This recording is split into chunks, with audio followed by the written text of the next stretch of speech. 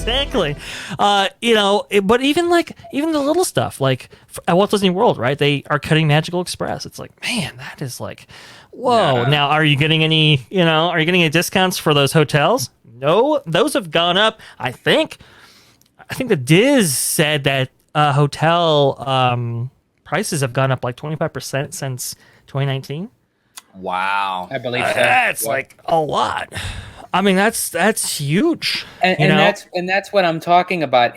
I have no problem with Disney raising prices. Yeah. I mean, respectively. I mean, I don't think anyone really likes Well, yeah. when something is raised in price. But I mean, if it banks for your buck that you're actually getting your money's worth, Yeah. and all these perks, maybe special percentages off during certain times of the year. You save so much off of a hotel. And then again, going on the Magical Express, which I still think that's the most single-handedly the worst decision that Disney ever could have made, was get rid of Magical Express. I'm sorry.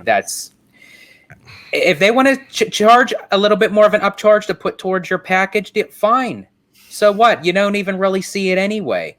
But Right. don't get rid of it completely and still raise the prices. That to me, I don't get it. I don't understand. The Magical Express thing, I still don't understand. That was created for the Disney bubble, and it was a convenience feature, especially now when rental cars are so expensive and stuff like that. And like you said, the rooms have never been more expensive, and now you're going to cut a perk like that, and that really kind of that's holistically what we're saying, right? Generally what we're saying is like you're cutting perks, you're cutting these things that used to set Disney apart, while still kind of raising prices or keeping prices the same, but cutting the valuation. And it's just it's a really kind of hard pill to swallow for many people. Well, and Dre, it's interesting to me too. Like at a time when in Orlando, in California, it's totally different. It's a totally different animal in California, but in Orlando, right now, there's never been a more dire time for Disney to keep people in that Disney bubble than it is now. Yeah. Universal is building more parks. They're building a Epic Universe. They're building more hotel, like resorts or whatever. Mm-hmm. Yeah. Now's the time you should double down, if anything, on keeping people in that Disney bubble. And instead, Disney's like, nah, you know what? Screw the Disney bubble. We're going to take away Magical Express. Like, it just doesn't make any sense to me. Now is when you should double down on it. Now is the time you should just start doing that, because like really Universal, look, I enjoy Universal. I'm not like a huge Universal person though. I can go 3 and 4 years in between my Universal visits and I'm totally cool. But there's no denying that the competition factor is there. Right, especially in Orlando, and when they're making all these great hotels, like that Cabana Bay hotel, that mid-century hotel, chefs. I mean, it's gorgeous, it's beautiful. You have to keep people in that Disney bubble, and now you're taking the incentives away. Why? Why would you do that? It makes no sense. Well, that's even like you look at the price for Cabana Bay. I mean, that's one of the most single-handedly most popular hotel on Universal Orlando property. Why?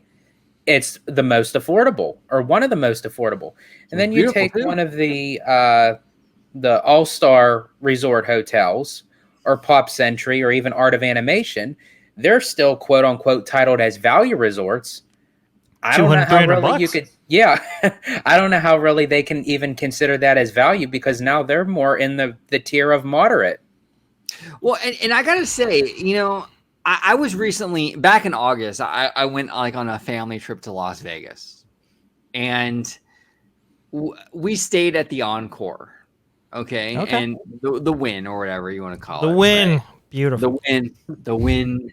But like in Vegas, you kind of hotel hop and you kind of check everything out.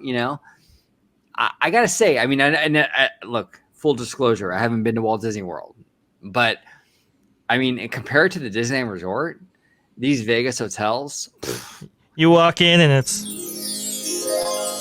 wow, nice. It's gorgeous. A lot of these hotels are like so incredible, right? Yeah. And then you go to like Paradise Pier Hotel or something. It's like, That is one you know? big pile of shit. Yeah, exactly. Pretty much, you know? And it's like, I'm like, okay, you know, like they have to step their game up, you know? And even Universal, like you're seeing, like, look, I'll be real with you as a huge Disney person. If you were to tell me, where do you want to stay? Cabana Bay or Art of Animation? I'm like, I don't want to be in a hotel with a bunch of huge cartoon statues around. That doesn't, for me, I don't care about that. Like the mid-century thing with Cabana Bay and everything is so much better. It was way more attractive in my opinion. I'd much rather stay at Cabana Bay than something like Art of Animation. I'm just being completely honest with you. Well, Disney needs to step up their hotel game big time. Big time. The other big part about that is, though, it's just up I-4 or whatever, right? I mean, it's not that far away. You're talking about maybe 20-minute drive if you have a rental car.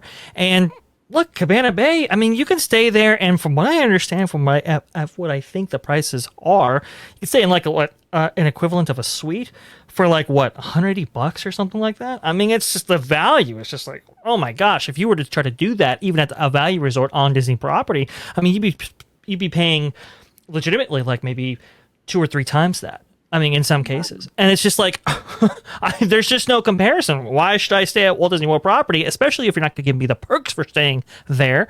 I mean, I'm just going to, you know, this is... when you got to go, you got to go. You got to go, you got to go. So that's what you're going to do. You're going to go to Universal and you're going to stay on their property, and they're going to get first bite at the apple when it comes to the money and your spending.